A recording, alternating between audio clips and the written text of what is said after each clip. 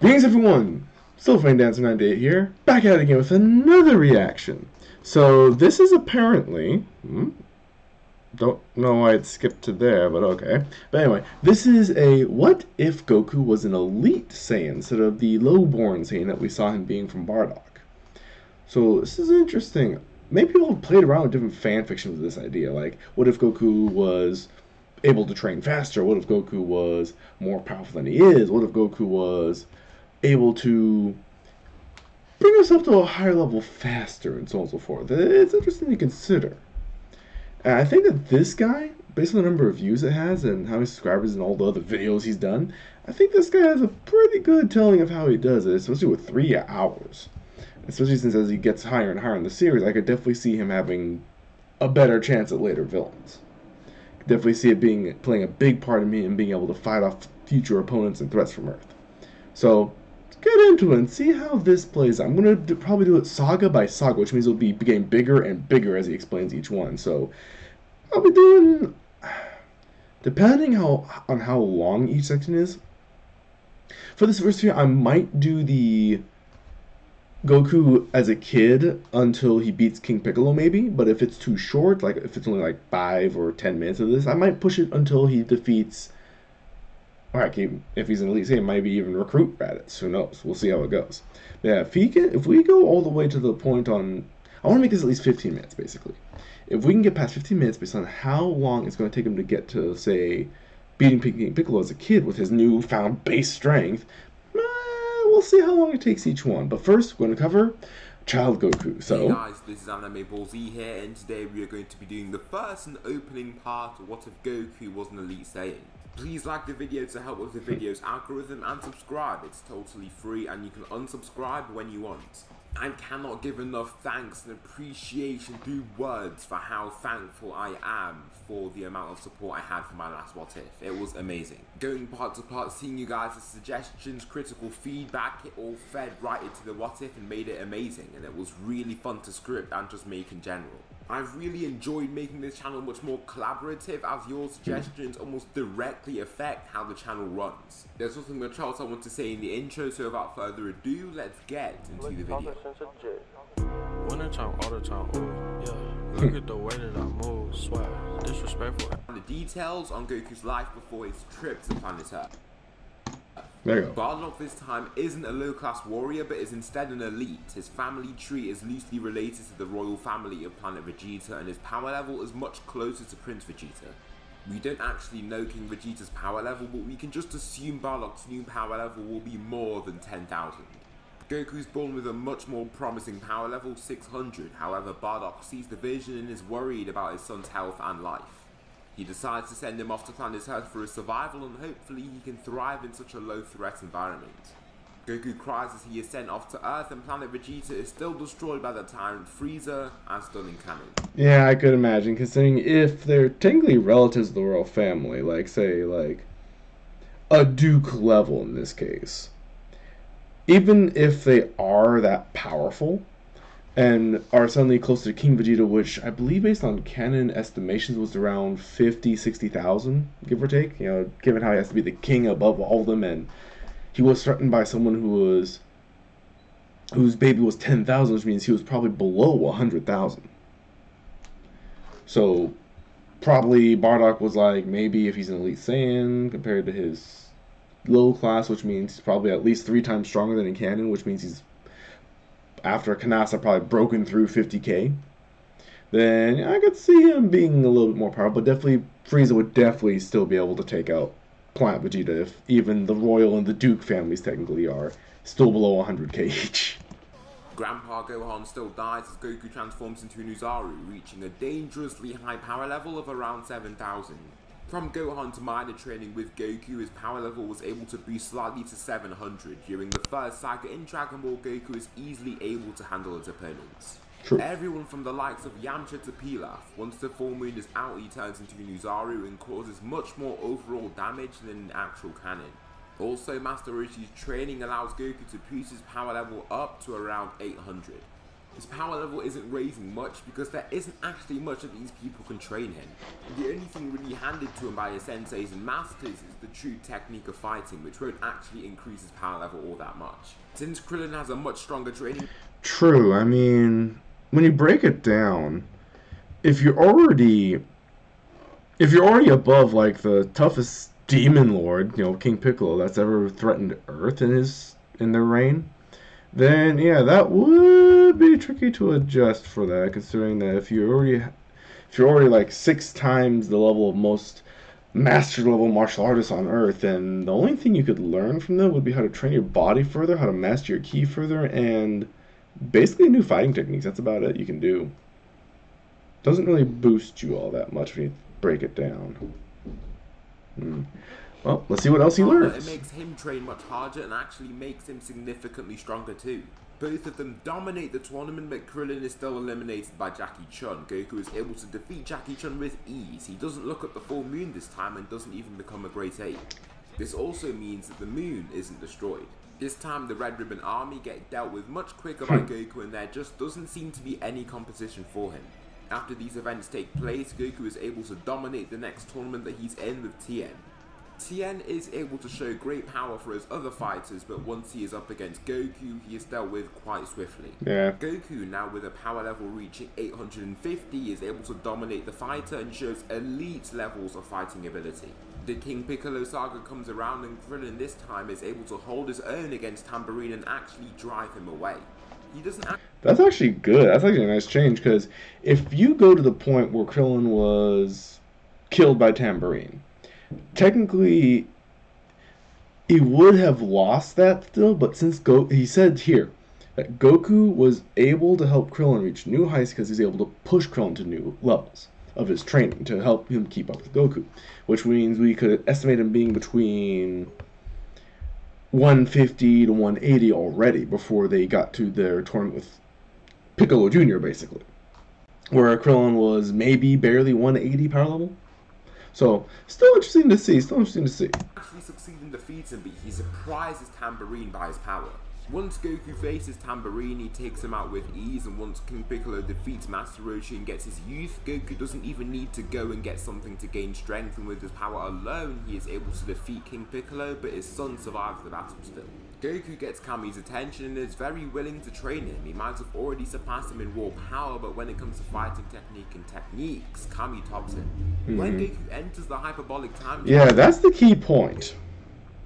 Technically, Goku is stronger than all these trainers, like I said, or key techniques, martial arts skill, everything like that. But when you think about Kami and Popo, and how much they can actually train him further, then yeah, they would be able to help him reach all new heights in his control, sensory abilities, and everything. And I think if you think about the hyperbolic timetable, which I'm pretty sure he's going to depict being like more effective for him than before. I think someone's coming through with a heavy load outside. Yep. Anyway, yeah, so it should be interesting to consider how they break it down for when he gets final control, he can actually shoot up, especially if you can think about how the hyperbolic time chamber is meant to give him that power boost, along with an early taste of weighted gravity training, which gives him an edge over future foes, especially King Piccolo Jr. Goku is actually able to stay in there for the full year with his far enhanced power level and can train with Kami in there to get some extra training done. Goku's power level skyrockets to 3000 after this training, and his control over his power has increased a lot more too. Once the tournament arrives, Goku wipes the floor with everyone he fights. During the 5 years between Dragon Ball and Dragon Ball Z, Goku has some moderate training with Kami and also grows up his child, Gohan. Gohan, being a hybrid Saiyan, is born with a power level of 800 more than his father. Goku's power level is now a solid 5000 in weighted clothing. Piccolo sees how much stronger Goku is than him, so he decides to train much harder than in canon. He can't get anywhere near to catching up with the Saiyan, so his power level is stuck at around 500, which is still very impressive. Also, Goku still has his tail from long ago, and he has actually gained a little bit of control over the Uzaru. Kami saw potential in that form, so he decided to make Goku control it, constantly putting himself at risk. Luckily, it didn't take long before Goku got the hang of it, and now Goku could actually distinguish between friend or foe in the heat of battle with the form. But he can't do anything complex like talk. Raditz arrives on Earth and first gets encountered by Piccolo. He is easily able to take down the Namekian, then he continues on to the Kami House to meet... Yeah, because I can only imagine that Piccolo, while being stronger than Canon, might not be able to get past 1,000 level power gap until he can actually have a training partner, because he's usually trained by himself, and when he had Gohan to train with, he was able to break through that 1,000 level power gap, so we'll see how it goes. ...meet his long-lost brother, Goku. Kakarot, Raditz shouts from outside the house in his gleaming Saiyan armor. Unlucky for Goku, him being an elite Saiyan also means that Raditz will be one too. His power level is at an astonishing 11,000, being very close to Vegeta's. This means Goku will have to put up a real fight to defeat him. Goku arrives from inside the house and faces his brother with intensity. Raditz goes on to explain the origin of him and his brother, but Goku denies it, strongly claiming that he's an Earthling. Raditz clicks some odd button on his scouter and starts scanning. 800. Very impressive for your child, Kakarot. 1,800? Kakarot, why are you so weak? Raditz states, clicking away at the device to see if it's broken. Goku stops suppressing himself and reveals his full power, showing off his immense key signature. Raditz sees the power increase and is confused. How could he increase his power in an instant like that? Raditz sees the plan isn't working, so he goes in to snatch Gohan. However, Goku lands a kick to his stomach to send him flying into the water ahead of them. Next, Goku unleashes a destructive ki blast and powers up to the maximum, showing off his white aura. Raditz just laughs after the 2 hits and zooms right back to Goku, kicking him right through the entire house. He snatches a scared Gohan and flies off into the distance with him. Seeing the severity of the situation, Goku and Piccolo both fly off to face Raditz as teammates. So you both came to face me. You will foolishly die by my hand, Raditz declares, showing off a little ki flowing off in his hand. Goku and Piccolo both take off their weights and Piccolo's power level raises to 500. Goku's raises past his 5,000 power level up to 6,230. If you use the same multiplier for Goku's weighted clothing in canon, it increases by the same amount on ratio. You might be wondering, if Goku's stronger since he has a much higher power level and his weighted clothing would be the same weight, wouldn't the weighted clothing have even less of an effect and basically make his power level still around 5,000? The thing is that Goku here will have heavier clothing here since he is also much stronger, so the ratio can still apply. To start off the battle, Raditz uses his double Sunday, but both Goku and Piccolo are able to evade the attack with flight. Goku launches out a one-hand energy wave that Raditz easily dodges with a simple leap. Good, your power level jumped past 6,000. Your power level was a little too close to Nappa's, he remarks, thrilled by the fight ahead of him. Piccolo uses every ounce of power he has and powers up into his gigantic form. His 60% power increase gives him a new 780 power level, and Raditz doesn't look the slightest bit concerned. The Saiyan flies at amazing speeds and punches Piccolo in the stomach so hard that he just passes out, falling to the ground and shrinking once he lands. The fight continues on for a little while, and Raditz is clearly the one dominating the fight. Goku has moderate injuries while Raditz is only left with a few bruises and chinks in his armor. You have amused me for a time. It was fun. Now I end you, Raditz says boldly, starting off the battle once again. Raditz throws a punch to his stomach, then blocks a kick, finishing with a kick of his own. This almost breaks Goku's arm and he slams him down while clamping onto his orange gi. The ground cracks and breaks under the force and Goku coughs blood with a scream to follow afterwards. Raditz punches him in the stomach extremely hard, then in one last-ditch effort grabs his brother's tail. He seems a little bewildered by it, but just isn't affected at all. In retaliation, he just kicks Goku in the nose and walks away, ripping his hand off. Once he does this, he senses an abnormal power level stemming from behind him, Gohan. His power level is skyrocketed to 12,000 and his aura is menacing. He flies right at Raditz and pulls his hands back. A blue ball grows in between them and he launches his very first Kamehameha wave. Raditz is caught in the heat of the blast and is heavily injured. His armor has cracked and broken apart with one of his shoulder plates breaking off too. You pest, he curses, grabbing his hurt shoulder in pain. After this happens, Goku comes out from behind and kicks him in that same arm. Raditz shouts from the pain and gets punched in the stomach. The next few attacks catch him off guard and land well, weakening him even further. As he is sliding back from an attack, he launches a fake moon into the air with the last of his stamina. He falls onto his back, then begins transforming, as well as the 2 Saiyans in front of him. All 3 grow into menacing Uzaru, and surprisingly, both Goku and Raditz have control. Raditz has a new power level of 110,000, but due to his injuries, he probably can't fight at that standard. Gohan's is 9,000 and Goku's is 62,300. Gohan runs at Raditz wildly and tries to slam into him. In one shot, Raditz is able to knock him out and render him useless. Raditz just laughs in his new deep voice and clashes with Goku, showing superior strength. He punches Goku in the face, then kicks him in the ribs, finishing off with a strike to the collarbone. Goku swings sluggishly, but Raditz is able to dodge and strike his kneecap, following up with a punch to his sternum.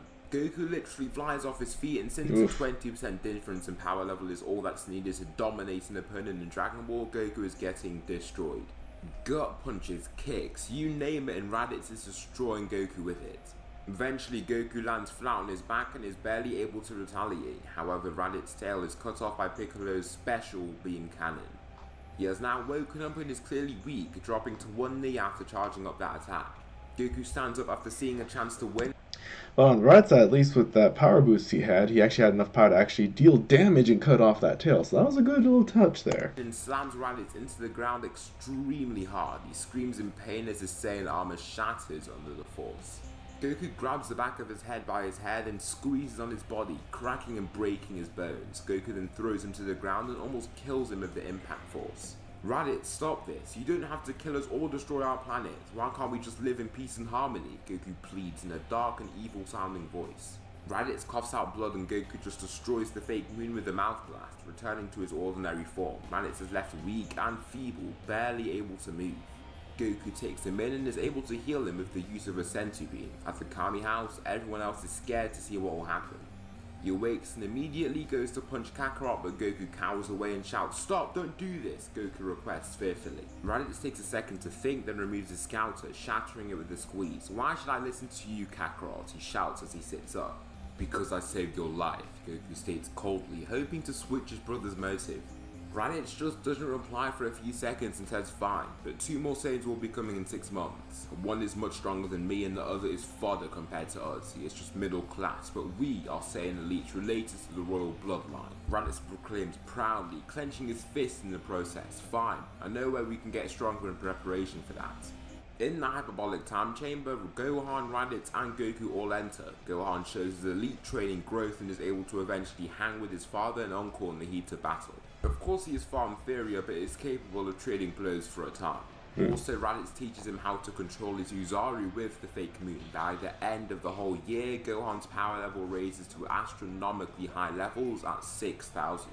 He has much better training and actually has sparring partners. Goku's power level raises high up to 10,000, Raditz beams up to 15,000. Luckily, they still have 6 more months left after using just a day. Piccolo is able to train with the 3 Saiyans too, and his training becomes much more efficient. He's reluctant at the start due to his arrogance, but after a while he settles down and realizes how beneficial the training could be. Now here are all the power levels before the arrival of Vegeta on Earth. Piccolo has a power level of 5,500. His stronger training partners means that he's able to grow more quicker. Gohan has a power level of 9,000. He has had an extra 6 months to train, so he gets a chunky power boost on top of his 6,000 from the bunch of extra training in the HTC.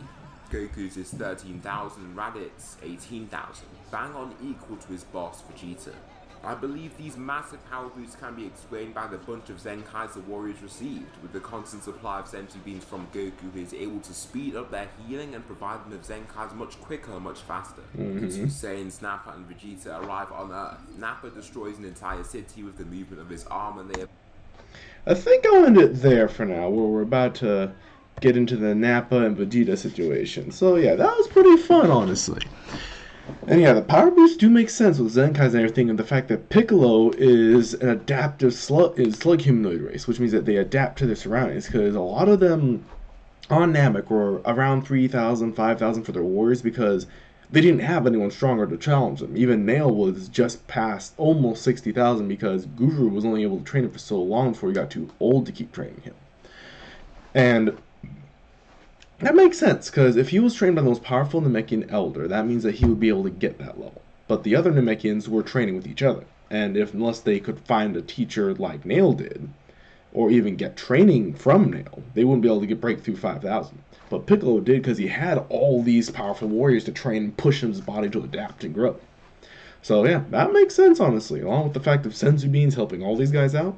Oh, and that means that Gohan's probably closer to 6, almost 7 now, if you think about the timeline difference with him using a year in the hyperbolic time chamber in the extra 6 months, meaning that he's probably around 7-ish now. I dig it. Anyway, hope you guys are enjoying this. I know I certainly did. I've been on an anime fan film rush, and this is actually a pretty nice addition to that collection. Anyway, I hope you guys enjoy this. I know I certainly did. Looking forward to seeing more as we keep on going through What If Goku Was an Elite Saiyan story. We are about to go to the Nappa and Vegeta fight. You guys take care. I'll see you around. Bye!